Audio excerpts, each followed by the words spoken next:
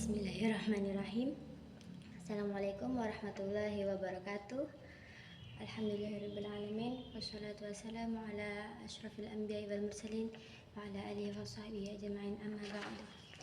Yang terhormat Bapak Rektor Universitas Hasyim Asy'ari, Bapak Haris Supratno, Bapak Pengampu Mata Kuliah Psikologi Belajar Bapak Hanifuddin, serta Ibu Dr. Andes Khairatul Idawati. Di sini sebelum saya memulai, saya akan membacakan pantun terlebih dahulu. Patah tongkat dari besi karena terkena sinar radiasi. Walau singkat beri presentasi, semoga bisa jadi solusi.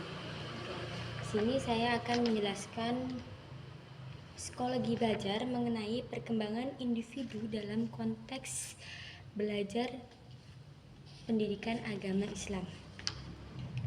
Di sini definisi perkembangan adalah ada dua, perkembangan dan pertumbuhan.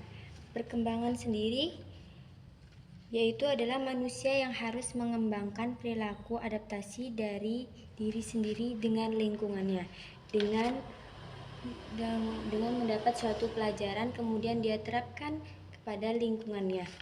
Juga pendidikan adalah hasil dan proses pengembangan, kematangan dan kesiapan siswa.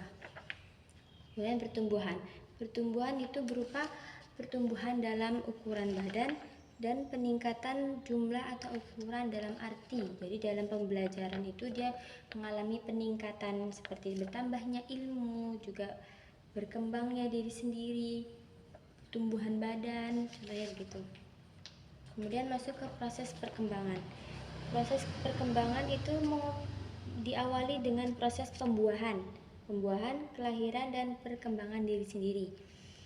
Terus secara garis besar, proses perkembangan manusia itu berawal dari nutfah, mani, terus menjadi alaqah, darah, dan mudghah, segumpal daging, yang kemudian menjadi janin dan lahir menjadi manusia. Perkembangan fase beserta tugas-tugasnya. Yang pertama, bayi baru lahir 0 tahun sampai 6 tahun. Di sini tugasnya, perannya, dia masih mulai belajar makan, terus berjalan, berbicara, terus kematangan dalam membaca. Sehingga kematangan dalam membaca dan persiapan keterampilan dasar baca dan tulis. Setelah bayi kemudian masuk ke fase anak-anak. Fase anak-anak itu dimulai dari umur 6 sampai 12 tahun. Di sini anak-anak mulai belajar mengenai keterampilan bermain, bergaul dengan sebaya, dan membangun sikap positif dalam diri sendiri. Juga mengembangkan kata hati dan moral, belajar moral melalui pendidikan, melalui pengajaran-ajaran Islam.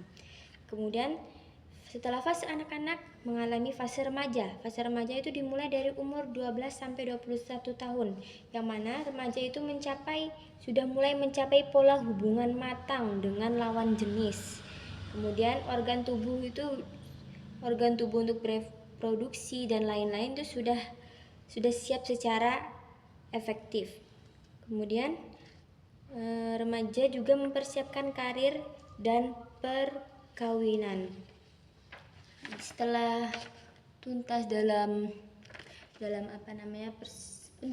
jenjang pendidikan, dia akan memulai karir dan mempersiapkan diri untuk perkawinan. Kemudian setelah melalui fase remaja, masuk ke fase dewasa awal. Dewasa awal itu dimulai dari 21 tahun sampai 22 tahun. Di sini dewasa awal itu mulai memilih calon pasangan, belajar hidup. Dia mulai bagaimana caranya survival, mulai berkeluarga, survival belajar mengasuh anak, dan bekerja. Di sini rata-rata dewasa awal tuh aktifnya para kerja, awal karir. Kemudian setelah dewasa awal masuk ke setengah baya. Nah, setengah baya ini sudah memasuki kehidupan atau tanggung jawab sosial, yang mana tanggung jawab sosial itu sudah dibebankan dalam dirinya dengan seperti membantu anak untuk menuju dari remaja menuju dewasa, menyesuaikan diri terhadap penurunan fisik, juga psikologis, dan masa pensiun dimulai dari umur 40 tahun sampai 60 tahun. Setelah fase setengah baya yaitu fase masa tua. Di sini masa-masa akhir manusia lah bahasanya, umur 60 tahun sampai wafat. Di sini masa tua itu mulai menyesuaikan diri dengan menurunnya kekuatan, pensiun, menyesuaikan diri dengan untuk pensiun, menyesuaikan diri untuk kematian pasangannya, dan juga membina hubungan dengan kelompok seusia. Sekian dari saya. Sebelumnya saya akan membacakan pantun untuk penutup. Matahari terbit menyinari pagi, udara sejuk terasa damai. Sekian presentasi dari saya. Mohon maaf jika ada yang tidak berkenan dalam hati, mohon dimaafkan. Wassalamualaikum warahmatullahi wabarakatuh.